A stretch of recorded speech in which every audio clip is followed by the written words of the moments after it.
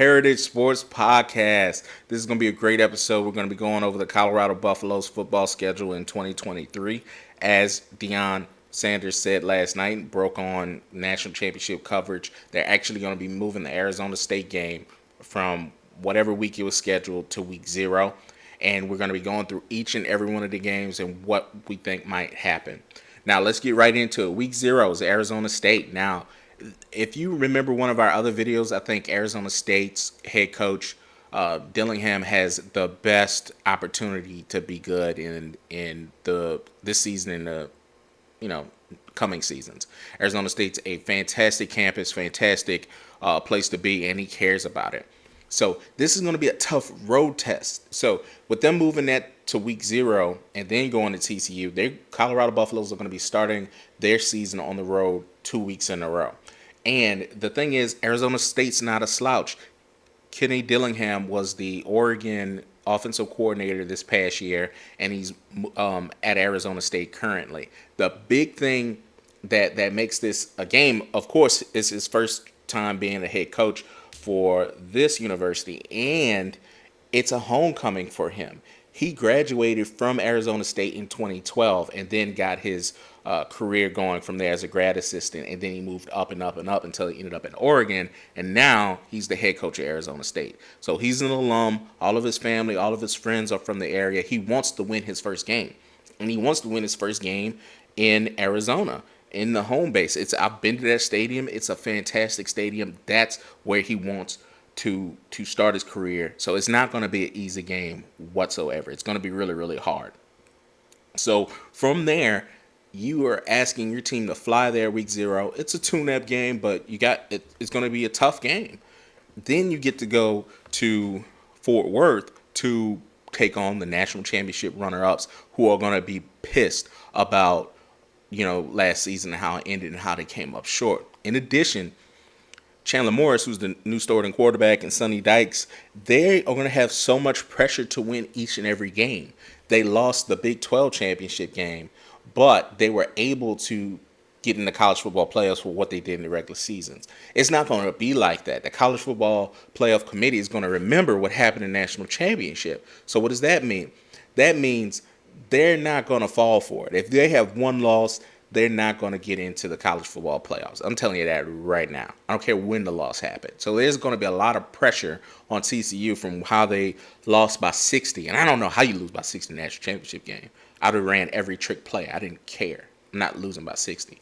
But the point is, they are going to have to win every game to even get in consideration. So they can't drop a game at no point in this season. And they have to win the championship to even get consideration.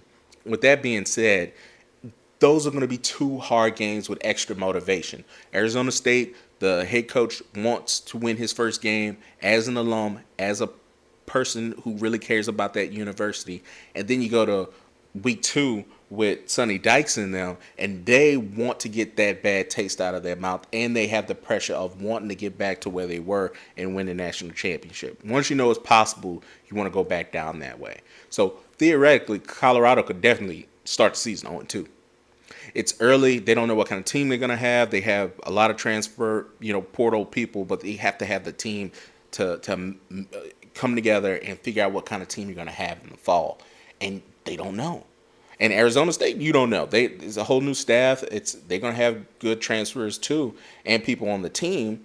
So you don't know what to expect. I do know Kenny Dillingham's going to have a wide open offense, so it could be a shootout, like first game of the season, right then and right there.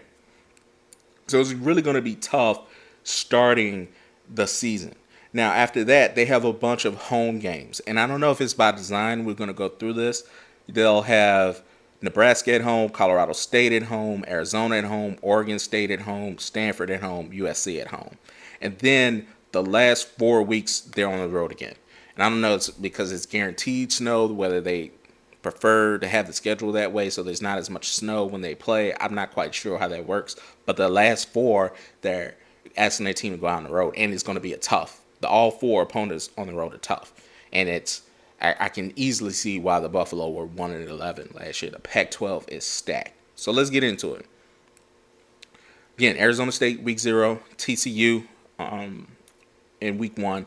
Then they go have Nebraska come there. Nebraska has a new coach, Matt Rules, great coach from the college ranks. Went to the NFL, didn't work out. Now he's back. So that's going to be a tough game.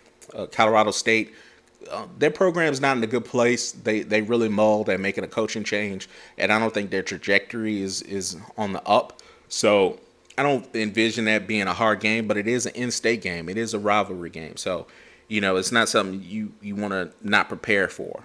Next is Arizona. University of Arizona, they were so-so last year. They're still a tough team. They can play. I don't know. I would think Colorado will win that game, but we'll see. Oregon State, very good team. All right, they gave Oregon all they can handle as usual. They have a hard-nosed football team, and they're not slouches. It's going to be a physical game. Then you go to Stanford. Stanford's just lost their coach. David Shaw stepped down. They have not been good for the last few seasons, so I don't expect their team to be good. They weren't good last year, but the times when Stanford are good and getting the best athletes, the getting the team at the highest capacity possible playing, that's when they get recruits. They're not so much a transfer destination. So I don't think they'll have a lot of problems in that game. But again, this gets into the worst part of the schedule. Their last home game goes to USC. And depending on what Caleb Williams is, again, if they're undefeated, USC's undefeated and playing for the national championship, I fully expect Caleb Williams to come in and start throwing and handle business. I fully expect him to do that. And Colorado will have every opportunity to win that game, but that's going to be that's a tall order. And from there, they go on the road to Oregon, who Bo Nix is coming back for his 18th season. He's going to be prepared. He's a veteran, and they're definitely probably going to be ranked at that time. Then they go to UCLA. Chip Kelly. Chip Kelly's a great coach. Coached college football. He coached at Oregon. Was an NFL coach for two different franchises. He's not going to be scared to play against anybody and knows how to coach, especially college football. So that's going to be a tough game. Then you go into Utah. Utah has not lost, if I got this right, they have not lost a home game for the last 2 seasons. The game is in Utah. They have it, again, Colorado has every opportunity to go in there and shock everybody. But Cam Rising's come back for his 18th senior season, too. They announced that the other day. They played in the Rose Bowl. They got beaten in the Rose Bowl by Penn State. So they are going, Cam Rising's last season, I'm sure they're going to be on point, and that's just going to be tough. And Washington State, they air the ball out. They're a mid-tier team, but my goodness, can they throw the football? And that's going to be a shootout too, and it's on the road for Colorado. So let's just go back through the schedule. I mean, again, theoretically, they could start off 0-2. I'm hoping they split those games. I'm thinking they can get the Arizona State game and be 1-1, but who knows? If they go to, they're going to be going to Fort Worth and they're going to be playing the national championship runner-ups. I hope they could be 2-0, but I don't know. And I can't wait to the TCU game because I'm actually going to go to that one. It'll be a measuring stick game to see what kind of team they want to be. Because when you go play the national championship runner-ups, you're going to bring it all. You're going to bring your best team to play. Especially to get on a plane and land in Fort Worth. So we'll see how it goes. But I'll say they split those 1-1. All right. Then going to Nebraska. I can see them beating Nebraska, coming to Boulder. So they're 2-1. Again, I'd say Colorado State is not a good program. It's not, the trajectory isn't there, and I think they're going to have to make a coaching change more than likely. I hope not, but I like the brother that's coaching there. But if they had the same kind of season, I don't see him keeping that job. But I do see the Colorado Buffalo, per se, being 3-1. So win against Arizona State, win against Nebraska, win against Colorado State. Now they go play Arizona. Again, Arizona's a decent team. They have Arizona, then they have Oregon State. I just see them splitting one of those two. All right. So I'll give them 4-1, but they're going to lose one, so it's 4-2. They play Stanford, they could be 5-2. Then they play USC, 5-3. Then they play Oregon, 5-4. Then they play UCLA, and again, UCLA will have a new quarterback. Their quarterback graduated. Just be generous. I'll say give them 6-4. They play Utah in Utah. The I don't know. I from what the last 2 years have been, no other team has done that, and they're asking their team to go in and do that. So I can't say that with certainty. So just say 6-5. Then they go into Washington State. Can they win the game? Yeah. They have a 7-win season, or they could have a 6-win season. They could be 6-6 because Washington State again is not a joke.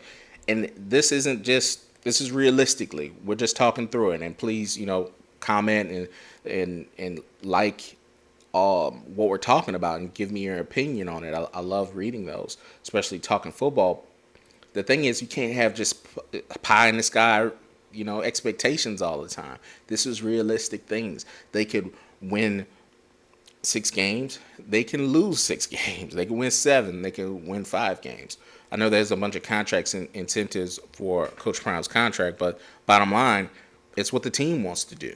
And if the team can be ready for that kind of schedule, they start on the road 2 games, then they have a long homestand, but then they go on the road 4 games out of the last few weeks, and they're against monsters. So I don't know what to tell them.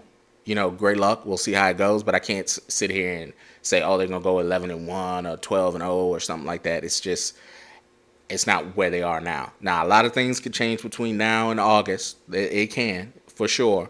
But we'll see what kind of team they want to be in the coming months and see how they fare out in week 0 against Arizona State.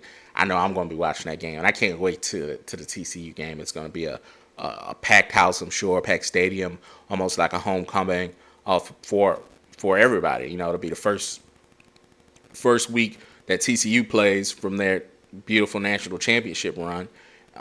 They're going to be hyped up, wanting to win that game. Coach Prime has a big presence in the DFW area. He interviewed for the TCU job, so it's going to be a very, very well-watched game. So I'm looking forward to it, and I can't wait to just be there and be in person and watch the team and how they perform. Anyway, until next time, y'all let me know what y'all think. Heritage Sports, thank y'all so much for listening, and talk to y'all soon.